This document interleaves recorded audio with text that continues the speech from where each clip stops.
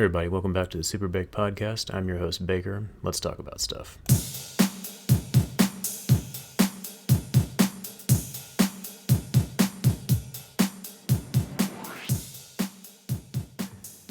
So a couple weeks ago, I went to go see at the KC Symphony. They had a special where they were doing it was Return of the Jedi, and the symphony was providing the music for the movie, the soundtrack essentially. So they were playing the movie on like a big screen, almost kind of like being in a giant movie theater essentially. And then then you get to listen to the soundtrack with the KC Orchestra playing it. So it was so awesome. If you have never had a chance to see a show like that, like in your home city, like I definitely recommend doing it.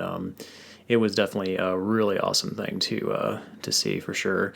The funny thing is, like, because the movie is still playing, I found myself like watching the movie and then kind of being just blown away by how good the soundtrack was. I kept thinking like, wow, this music is amazing. And then I had to keep reminding myself, like, that's because there's a live band there. So anyways, today I got a few things to talk about. First one, there was it's pretty interesting. So I saw that the two new Pokemon games have been announced for 2022, Pokemon Scarlet and Violet, which have been announced for later this year, which was very surprising to me. So no release date's been confirmed for these yet, but most likely based on what I know, I mean, they say late 2022, so from that I would guess that it's probably going to be the holiday season this year, which would make sense just for holiday sales. So this really surprised me, just because Arceus just came out in January. I don't remember the exact day that it came out, but it came out, about maybe not even 2 months ago. So I find it interesting that Nintendo is doing 3 Pokemon titles in the same year.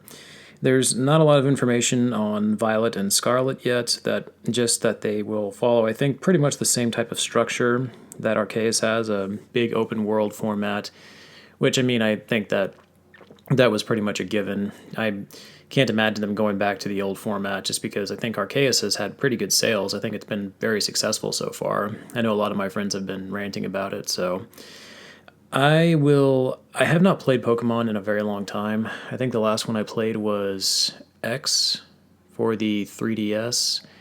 I was going to get Sword and Shield, but I never ended up picking those up. And I don't remember if there was a title after that, between Sword and Shield and Arceus. I don't remember. I feel like there's been so many that I can't keep track sometimes. So yeah, but I was on the fence on getting Arceus, but now that the new ones have been announced, I think I might just hold off and just get those when those come out. But, I mean, I'm excited for sure. I like Pokemon, even though I haven't played them in a while. I'm definitely excited to see this for sure. So, be one more game to add to my Switch library. I think I'll probably be getting Scarlet. I don't know if it's going to be... I know in the older games, the way it would work was they always came in pairs, and like each game would kind of have its own unique legendary Pokemon that you could catch. I don't know if Scarlet and Violet will be like that, I would imagine, but time will tell. I'm sure we'll learn more about those as we get closer into the summer months. So I did see that there were 3 new starters that have been confirmed for them, and forgive me if I'm completely butchering these names, but Sprigatito, the grass cat Pokemon, Fuecoco, the fire croc Pokemon, and Quaxley, the water duck Pokemon. My personal favorite just on his design. And that's definitely the one that I'll be playing first in that game. I love ducks and I love water Pokemon. Those are always the ones I go with. I always start with water type. Of course, the joke online is that he looks a lot like Donald Duck. So obviously I'm sure there's going to be a lot of people there naming him Donald. I won't be doing that. I'll be more original. I'm going to name him Howard, because I'm sure nobody else is going to make that joke out there. All right, but yeah, all 3 of them, though, I love their design. I love the way they look, and I'm definitely curious to see like what their evolution forms look like. So yeah, and I'm sure I'll probably end up playing all 3 of them at some point. Hopefully in this game, I don't know if they did this in Arceus, but hopefully they actually allow you to have multiple save files. I know for the longest time in Pokemon games, you can only have one save file, which I never quite got. But, so yeah, and then just kind of, like, just for fun, because I was looking into this game, and I thought about that, like Quaxley, of the 3 starter Pokemon for Scarlet, Quaxley, I think, is the one that I love the design of the most. He's my favorite among those 3.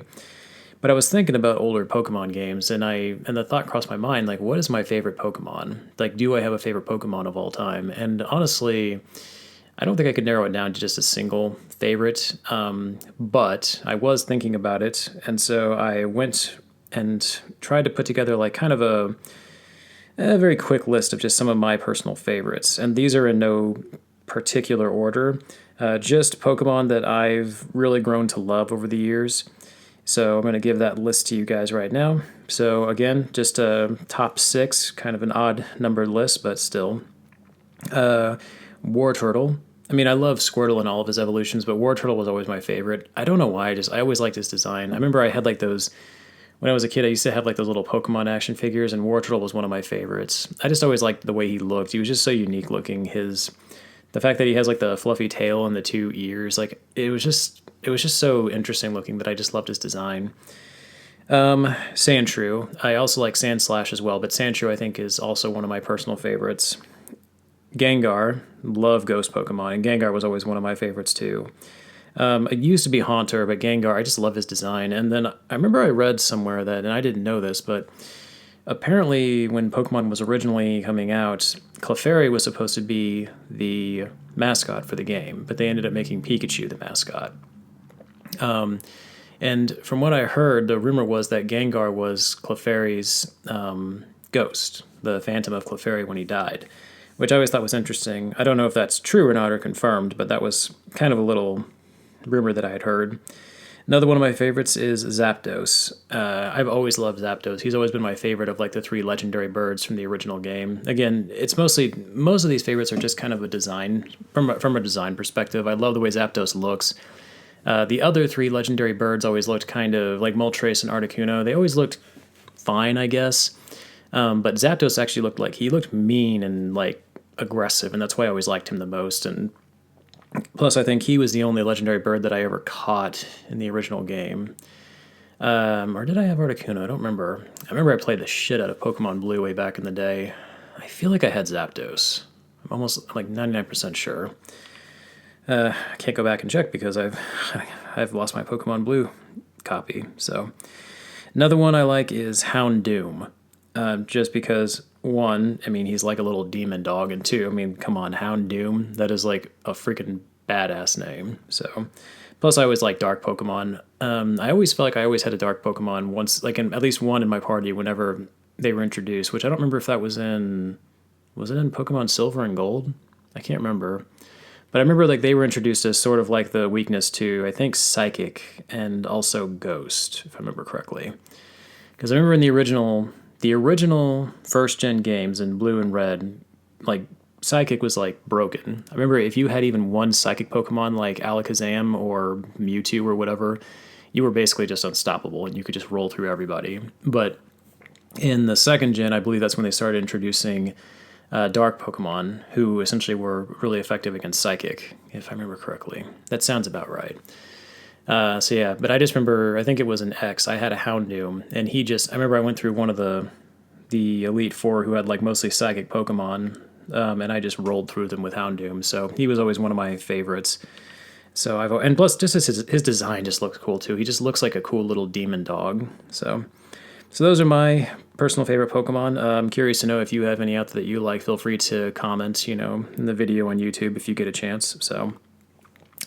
but yeah, those are just a few of my favorites. But anyways, yeah, be keeping an eye out for that. And then if I get a chance to play it and then beat the game, I'll obviously put up a review for that as well. I don't do a lot of reviews for games, so I figure what better one to do than Pokemon for sure. But yeah, that's going to be interesting to see. So another announcement, the next topic I want to move on to is that Patrick Stewart apparently has officially been confirmed for the Doctor Strange Multiverse of Madness movie, which... I mean, I kind of feel like we sort of saw this coming. If you remember the trailer they had for it for the Super Bowl, you can hear his voice in the background. And then when he goes to see this council in the movie, the camera kind of zooms out from Doctor Strange, and you can see what looks like the back of. It's kind of blurred, but you can see like the back of Professor Xavier's head. So, and it would make sense because from what I understand, and again, I'm not a comic book guy and I know next to nothing about Marvel Comics, but I did do some research on this. So the rumor for this movie is that the Multiverse of Madness is going to introduce the Illuminati, which are basically, from what I understand, 6 characters who uphold the multiverse and try to keep everything in order. And the members are Doctor Strange, Professor X, Namor, the Submariner, Black Bolt, Iron Man, and Mr. Fantastic.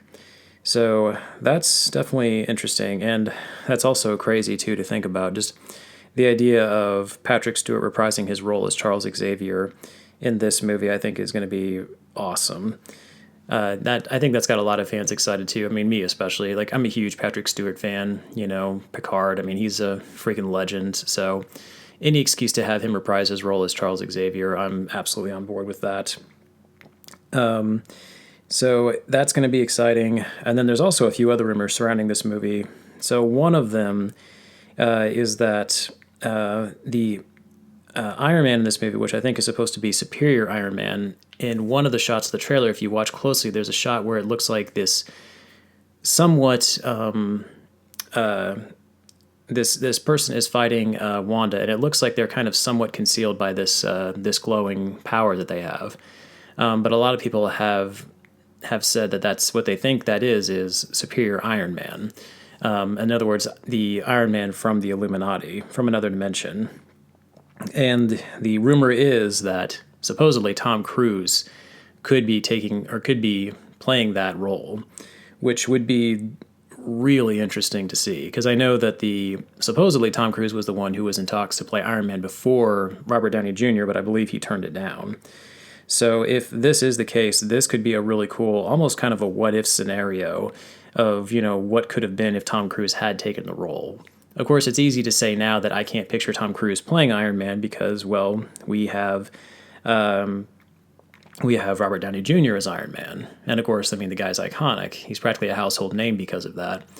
And I think anybody anymore, even if you're not super familiar with the MCU, when you think of Iron Man, you almost immediately think of Robert Downey Jr. He practically is the face of Marvel. So, at least the movies. So, I mean, but who knows? I mean, if it had been Tom Cruise, maybe we'd be saying the same thing about him. So, I think this is going to be a very interesting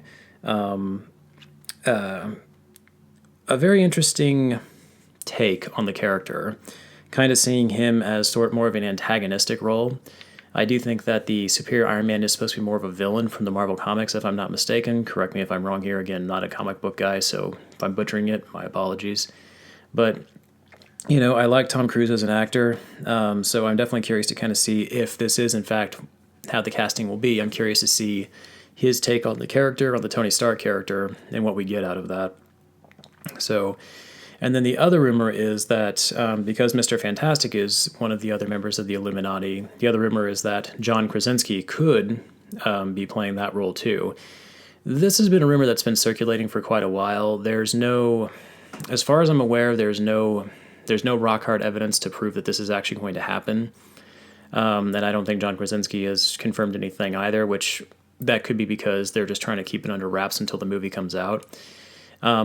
I am a big fan of John Krasinski. I think he's a fantastic actor and a great director too. I love his A Quiet Place films. I think those are really great films. So, you know, I'm glad to see him, you know, appearing in more and more bigger budget films. I'd love to see him in this movie. I definitely think he could play the role of Reed Richards well. So I think that would definitely be awesome to see. So we'll just have to wait and see like what happens. Maybe, I don't know if they'll reveal it in any more upcoming trailers, but it would still be cool to see him in the MCU. And I know I've said this in other videos as well, but again, I love to see these bigger name actors in these Marvel films. It's really cool to see like that superhero movies aren't just for no-name actors. It's cool to see that we are getting more and more, you know, A-list actors in these movies, even in like these crazy, bizarre, one-off superhero films like Guardians of the Galaxy when that first came out. You know, you had Bradley Cooper in there, and you had, and then you had Zoe Saldana in there. You know, and like it's cool, and like it's cool to see like all these big actors in these movies. And you had Vin Diesel playing the voice of Groot. It's like, if you had told me years ago that he was going to play the voice of a tree, I never would have believed you. So it's really cool to see these big actors in these types of movies. So if the Tom Cruise rumor and John Krasinski rumors are true, then I'm super on board and I'm excited about it. So, props to them if that is the case, and I definitely want to, regardless, I definitely want to see this movie anyway. I think it's going to be a really exciting movie, and I'm curious to see, one thing that I'm really curious to see that comes out of this is how this is going to impact the rest of the MCU. I assume that that's going to be, the multiverse is going to be a major theme of this phase of the MCU now. So, because we just had Spider-Man No Way Home, which that kind of goes into the multiverse a little bit. We kind of get, it's kind of like, kind of dips its toes in the multiverse area. But this movie kind of seems like it's just going to dive in full on. And honestly, I wouldn't be surprised if we get just a whole slew of crazy stuff in this movie. I'm sure what they're showing in the trailer is probably just the tip of the iceberg. It wouldn't surprise me if Marvel is really saving some bigger surprises for when this comes out, which I'm all for. So that's definitely exciting. I'm definitely curious to see this movie when it comes out. Of course, look for the review once I see this movie as well. This will definitely be one that I'll be trying to post about on my podcast. And then this was, I don't think this is going to come as a surprise to anybody out there, but just my other little thing that I wanted to kind of bring up real quick was just that John DiMaggio, the voice of Bender, has officially signed on as to reprise his role in the upcoming Futurama revival on Hulu. Again, I don't think anybody out there was really surprised by this. I know that I wasn't. You can't do Futurama without the voice of Bender, and fans are going to lose their minds if anybody but him plays the character. So, I knew this was coming. I don't really know the details about this. I would guess he was probably just trying to hold out to get more money, which, I don't blame him. I would be the same way. But I'm still excited because, this means that officially now the full cast is returning to the project. So basically everybody that worked on the original show is going to be involved in this. This kind of reminds me of, I remember years and years ago when there was a whole fiasco with Fox and the voice actors for The Simpsons, where the voice actors were talking about just quitting the show and not coming back because they were trying to negotiate new salaries for their contracts. And I think at the time, I want to say this was like the mid to late 2000s, and I think they were making like right around like $7 to $8 million an episode, I think, depending on the voice actor, which I would love that job. How do I sign up for that? I think I could be a good voice actor. But regardless, I think they were making around that much, but I think Fox wanted to cut their salaries in half, if I remember correctly. And I think that all the voice actors were basically threatening to walk out. I could be wrong about that, but if I remember correctly, I think that's what the situation was. But then, of course, that would have meant no Simpsons, and then so Fox, I think, came back and basically just gave them what they wanted. So I think I wouldn't be surprised if this situation with John DiMaggio was probably something similar to that. Which, if it was good for him, I don't blame him. You're the voice of an iconic character. I would absolutely try to negotiate more money if that is what happens. So, but either way, I'm excited for that show to come back. Excited to see all the original cast members in there. So, love me some Futurama. I will admit, I kind of fell out of the show when it first came back from cancellation. Like when Futurama first released back in the late 90s, early 2000s, I was a huge fan of the show and watched it pretty religiously right up until it was canceled and taken off the air. And then when it came back, I didn't really watch a whole lot of it. I think at first it came back with like that handful of movies they had, which I think they divided those up into episodes anyway to kind of make it like a season. I watched most of those, but I don't remember a whole lot about them. And then I watched a few subsequent episodes after that, but then I kind of fell out of the show, to be honest. But I think once this comes out, I'm definitely going to try to watch it as much as I possibly can. So I'm definitely excited about this. I think it's going to be great. There's no doubt in my mind. I've said this before. I have full confidence that this is going to be a fantastic show. So yeah, those were most of my talking points this episode. So this is going to be kind of a shorter episode once again. I do want to bring up a couple announcements though. I am going to be, for my next episode, I am going to review the new Kingsman movie that came out. I have not seen the previous two that came out before this. I do want to watch those at some point, but I'm going to review the new one that just came out. It is on Hulu. And then I also want to do a review for the movie Pig, starring Nicolas Cage. This movie's been getting a lot of buzz, and I've seen clips of it, and it definitely has caught my interest. I've been hearing it's actually a really good movie, very well acted and well written. So I think that'll be another review that I'll do. Those probably won't be in the same episode. I'll probably try to split those up into their own separate episodes, but definitely look for those to come out in the coming weeks. All right, guys, that's pretty much all I had to say today. Once again, I am on Anchor, Spotify, and YouTube. Catch you guys later.